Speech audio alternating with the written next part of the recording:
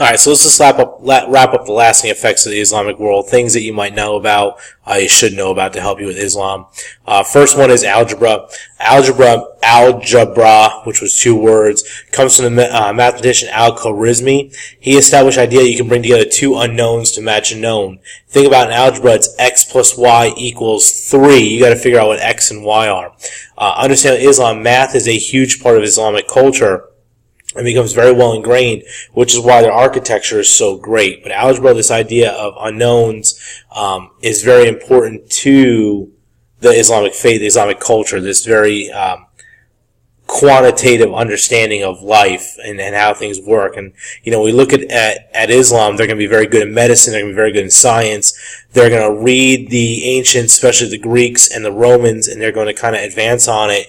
And as we get into the Crusades, you'll see when Western Europeans come in, they're not as advanced as the Muslims are when it comes to education, and they're going to bring all that information back with them to Western Europe, and it's going to help get them out of the Middle Ages and move into the Renaissance period.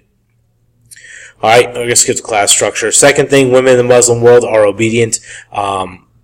They're extremely second class according to men. If you go into places like Saudi Arabia today, women are covered head to toe. You notice women, especially Islamic women, who wear a head covering, like a scarf head covering that's called a hijab. The only people who can see their hair are meant to be non-marriageable men, their father, their uncle, their brother, cousins.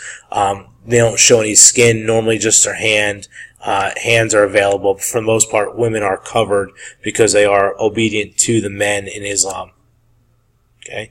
You have the scientific study of stars, again, adding to the science, the idea of astronomy. When we get into exploration, those explorers that we're going to talk about are going to use the astrolabe, which is a measuring stick, measuring tool created by Islamic traders and Islamic merchants to calculate the stars and their positioning in the ocean.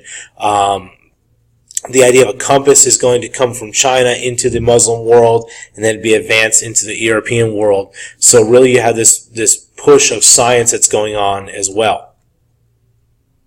You have calligraphy, and that's a beautiful style of writing. The belief that the Quran is written in calligraphy in Arabic, it's God's writing. It's idea of Allah's hand, or Allah's word is directing the hand, and it's meant to be beautiful and serene. A lot of the Qurans that you may see have very elaborate artwork around it, and the calligraphy is an artwork as well. So I believe that wraps it up. Yep, that wraps everything.